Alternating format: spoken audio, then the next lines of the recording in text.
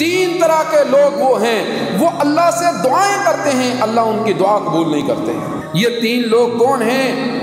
فرمایا پہلا وہ بندہ جس کی بیوی بد اخلاق ہے، بد زبان ہے۔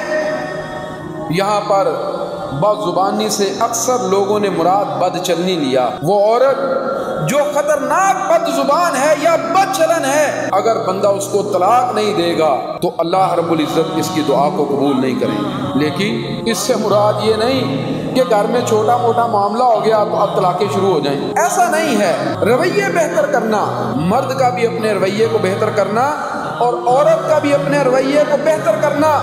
لیکن اگر عورت بد چلنی کے ایسے عمل کا شکار ہو گئی جس سے وہ باہر نہیں آ رہی تو پھر بندہ اس کو چھوڑ دے۔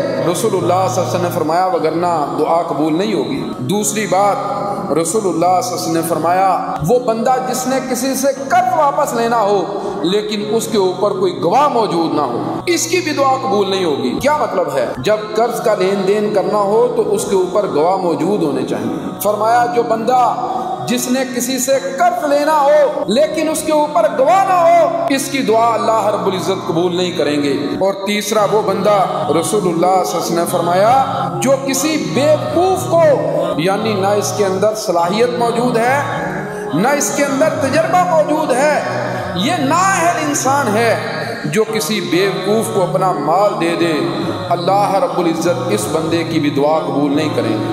مال اس کی حفاظت میں دے دیا ہے یہ بیوقوف۔ اور اگر کوئی قوم، پوری قوم ہی اپنے آپ کو بیوقوفوں کے حوالے کر دے، پھر اس قوم کے ساتھ کیا ہوگا؟